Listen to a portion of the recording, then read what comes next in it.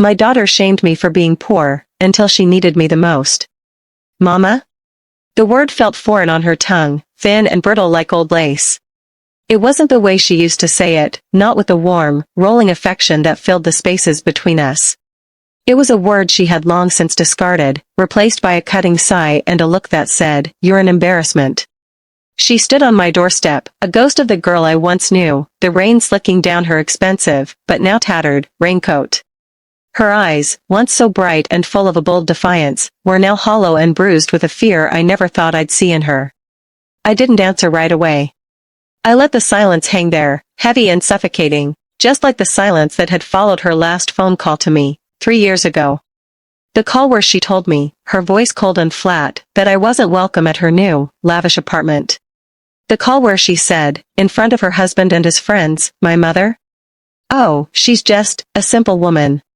She wouldn't understand our world. She lives a small life." I let the memory of that moment, that deep, soul-crushing humiliation, wash over me. I felt the familiar tightening in my chest, the heat rising up my neck. I looked at her, my only daughter, standing in the rain, trembling. I saw the shame on her face, but it wasn't for what she had done. It was for what she had become, a woman who had lost everything. "Chloe," I said, my voice barely a whisper, a stark contrast to the storm of emotions raging inside me. My gaze dropped from her face to her shaking hands, clenched at her sides. "I'm sorry," she whispered, the words barely audible over the drumming of the rain. I have nowhere else to go. I need your help." And as she stood there, broken and begging, a quiet, cold wave of triumph washed over me. Because 3 years ago, when she had laughed at my simple life and my simple clothes and my simple dreams, she had no idea of the secret I held. She had no idea that my small life was about to become something so big, so powerful, that it would one day bring her to her knees. She had no idea that the poor woman she shamed was about to become her final, and only, hope. Hello, my name is Sarah. For most of my life, I believed that the greatest love a mother could have was unconditional. That no matter what your child did or said, your love for them would never falter. But I was wrong. I was so wrong. My daughter, Chloe, was the light of my life. I worked 3 jobs to put a roof over our heads and food on the table. I gave her everything I had, every ounce of my energy, every dollar I earned. And for a long time, it was enough. But then, things changed. She grew up. She went out into the world and saw things I could only dream of. She met people who had everything she didn't. And somewhere along the way, she started to see me not as the woman who had sacrificed everything for her, but as a roadblock. A living, breathing reminder of a past she was desperate to escape. She started to see me as a symbol of poverty. Of failure. Of a life she considered small and meaningless. And she was ashamed. I tried to understand. I told myself it was just a phase. That she would grow out of it. But it wasn't a phase. It was a slow, painful erosion of everything we were. And the day she finally told me that I was an embarrassment, a useless old woman, was the day my heart broke. But it was also the day a fire was lit inside of me. A cold, hard flame of resolve that burned away all the pain and left behind a singular thought: she needs to learn her lesson. This isn't just a story about a daughter who betrayed her mother. It's a story about what happens when you mistake a quiet life for a small one. It's a story about the kind of strength you find when you've been pushed to your absolute limit. And it's a story about the cold, sweet taste of justice. So, sit back, relax, and let me tell you how my daughter shamed me for being poor, until she needed me the most. To understand the shame, you have to understand the life that came before it. I wasn't always a poor woman. Before Chloe was born, I was a talented baker. I had a small shop called the Golden Spoon that was doing well. But then her father left. He just disappeared one day. No note, no call. Just gone. The shop had to go. I couldn't manage the long hours and raise a baby on my own. So I sold it, along with all my dreams, and started over. I took whatever jobs I could find. Cleaning houses, waitressing, even a short, painful stint as a night security guard. I learned to stretch every dollar. A single pound of minced meat could become 3 meals. Day-old bread was a delicacy. I patched her clothes, mended her shoes, and made sure her lunchbox was always full of something special, even if it was just a piece of fruit I'd gotten from a sympathetic grocery store owner. Chloe was a bright, happy child. She didn't notice the worn-out furniture or the hand-me-down clothes. She saw the love. We had a secret language of our own. A code of whispers and silly jokes that only we understood. We would spend hours in the kitchen, me teaching her to bake my grandmother's old recipes, the ones that used to fill the golden spoon with the smell of cinnamon and sugar. She loved it.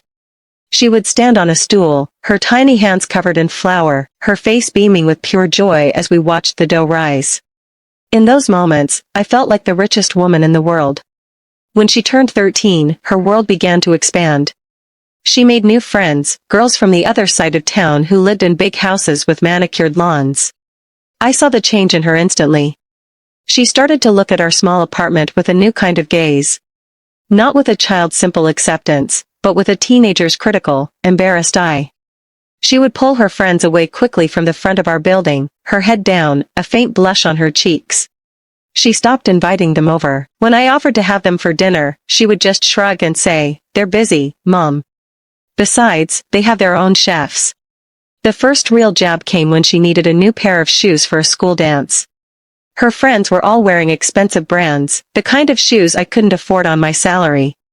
I tried to explain this to her gently, but she didn't listen.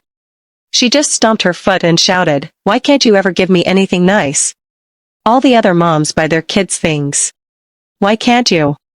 I tried to explain that I was doing my best, but she just turned away, a storm of teenage fury on her face. The next day, she got a job at a small cafe and bought the shoes herself. It was a source of pride for her, but for me, it felt like a silent rebuke. It was the first time she had ever shamed me for my poverty, and it cut deeper than any knife. The insults became more frequent.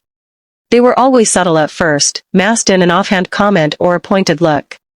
At her high school graduation, I had managed to buy a new dress, a simple navy blue one that I thought looked nice. When she saw me, her face fell. "Oh, Mom," she sighed, her eyes flicking over my dress. "You're wearing that? I thought you would at least try."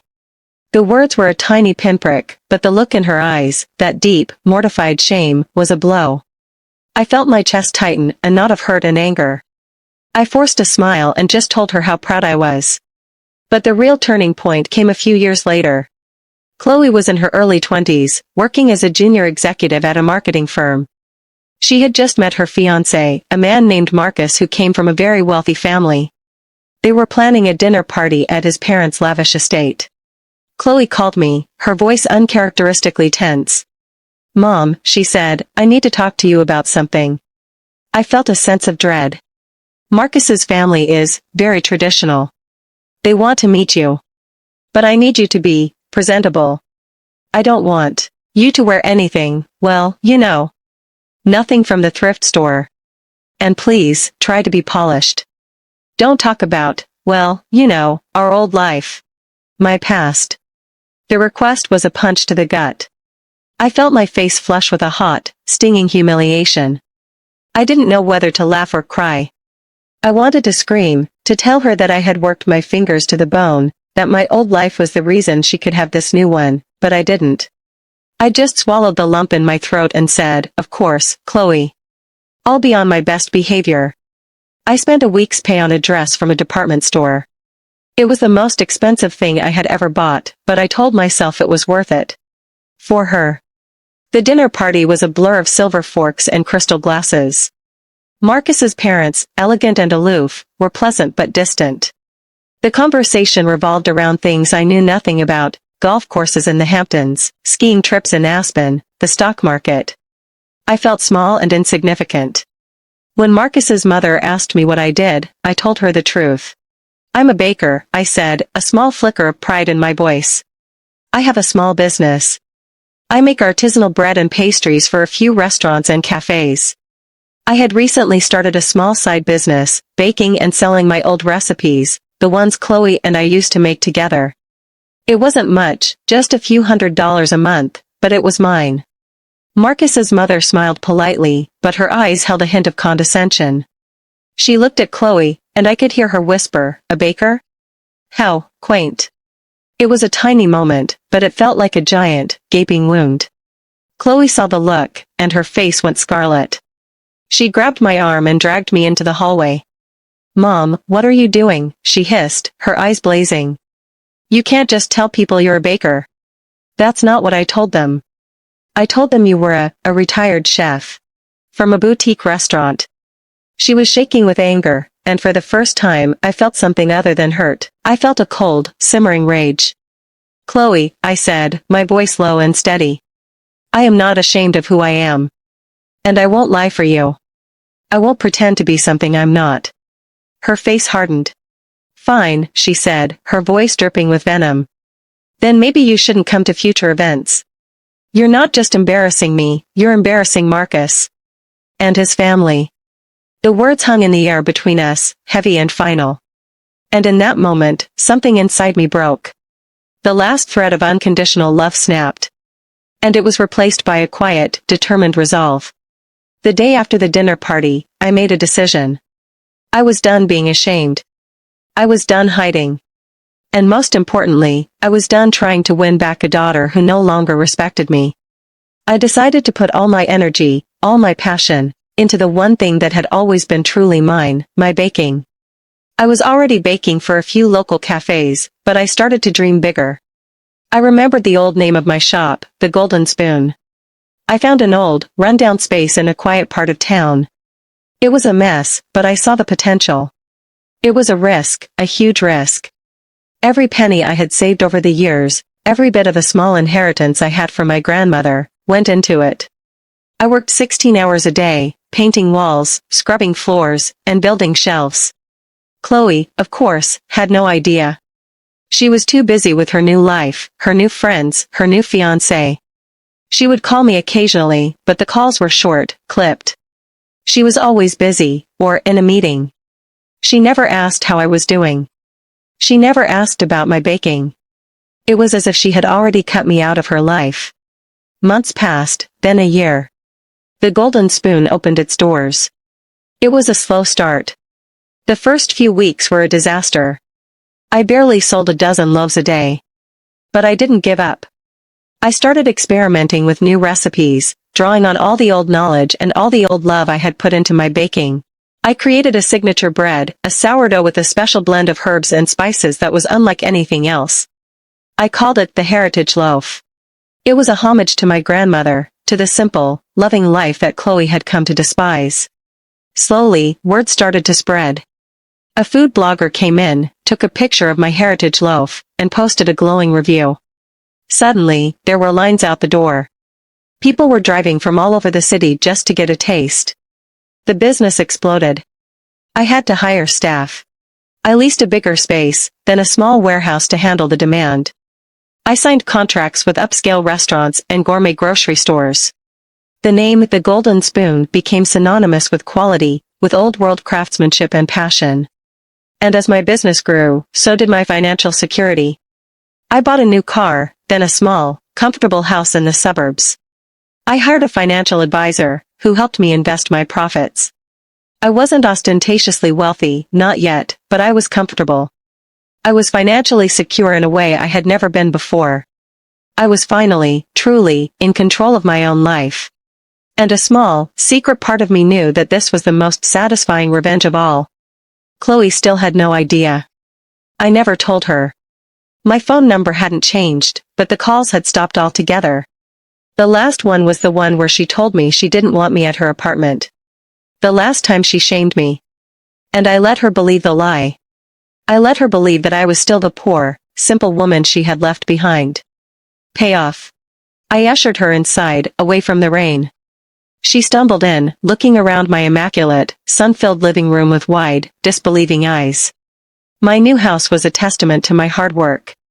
It was spacious and bright, filled with beautiful, handcrafted furniture and original art. A grand piano sat in the corner, a gift to myself. On the walls, framed photographs from my new life, me, smiling at the opening of my new warehouse, me accepting an award from a local business association. It was a world away from the small apartment she remembered. Her eyes darted around the room, taking in every detail. I could see her mind working, trying to make sense of it all. "Mom," she stammered, what is this place?" I didn't answer right away. I walked past her and went to the kitchen, where I put on a pot of tea. The kitchen was a professional chef's dream: stainless steel appliances, a massive marble island, a walk-in pantry. She followed me, her eyes wide. "Mom, you can't live here. This isn't you." I turned to her, a faint smile playing on my lips. "Oh, but it is, Chloe. This is exactly who I am. This is what you get when you work hard, when you put your heart and soul into something, even when the people you love the most tell you it's a useless, small life." Her face went pale. "What are you talking about?" "The golden spoon," I said, my voice low. I watched her face, waiting for the flicker of recognition. It took a moment, and then it hit her. Her eyes widened, a look of shock and dawning horror on her face. "You mean, you're the Sarah from the Golden Spoon? The one with the bakery?" I nodded slowly, a quiet sense of satisfaction settling in my chest. "The very same. I'm also the one who's a retired chef, remember? The one who told your friend she was a simple baker. It was a small lie, but it made you feel so much better, didn't it? It made you feel so much more comfortable in your new, big life." She took a step back, her hand flying to her mouth.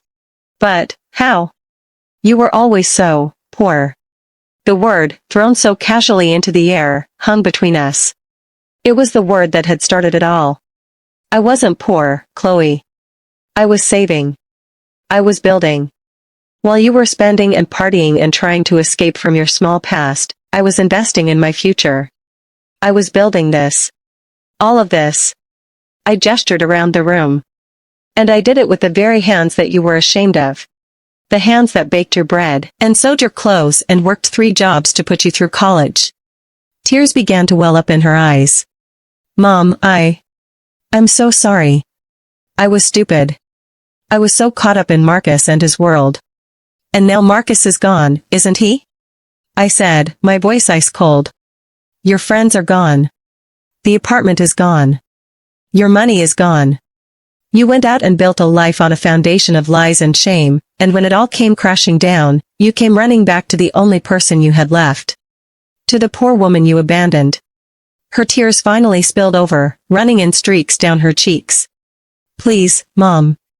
I have nowhere else to go. I need your help. I'm going to lose my apartment. I have nothing." I looked at her, at the raw desperation in her eyes, and a wave of something colder than triumph washed over me. It wasn't a desire to see her suffer, not anymore. It was a desire to teach her a lesson she would never forget. "I can help you, Chloe," I said, my voice soft but firm. "I can give you a job. It won't be easy. It'll be hard work. But it's honest work." Her eyes lit up with a flicker of hope. "A job? Oh, thank you, Mom. Thank you." I held up a hand to stop her. "Not as a manager. Not as a junior executive. You'll start on the bottom. In the bakery. You'll work the same hours I did when I was just starting out. You'll sweep the floors, wash the dishes, and wake up at 4 in the morning to knead the dough. You'll do the work with your hands.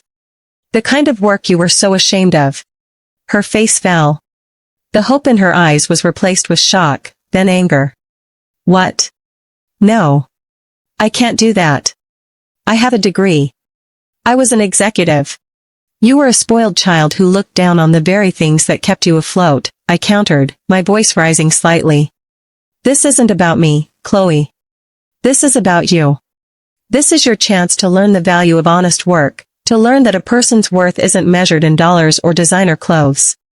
It's measured in their character. It's measured in their humility, and right now, you have none of that." She stood there, staring at me, a mixture of disbelief and fury on her face. She was broken, but she wasn't humbled. Not yet. She had expected to come to me for a handout, a quick fix, an easy escape from the consequences of her actions. But I wasn't going to give her that. I was going to make her earn it.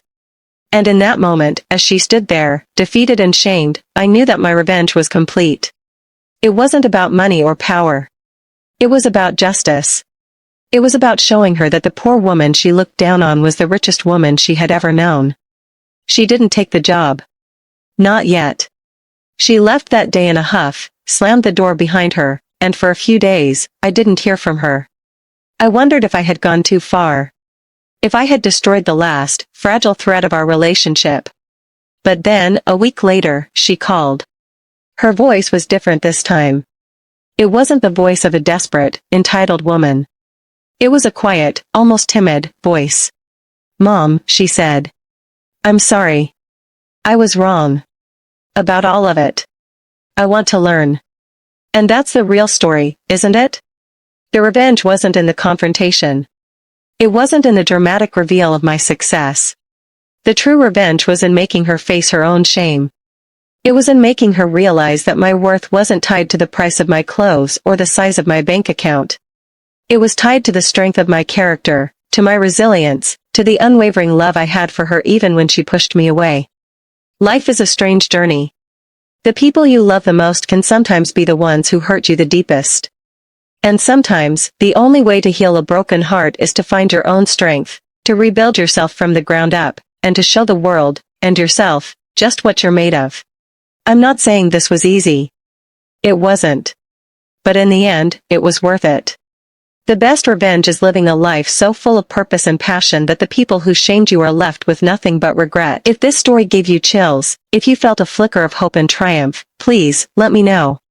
Smash that like button, and tell us in the comments, what's the most satisfying revenge you've ever witnessed? And of course, subscribe for more stories like this. Stories of justice, of karma, and of the incredible power of the human spirit. Thank you for listening.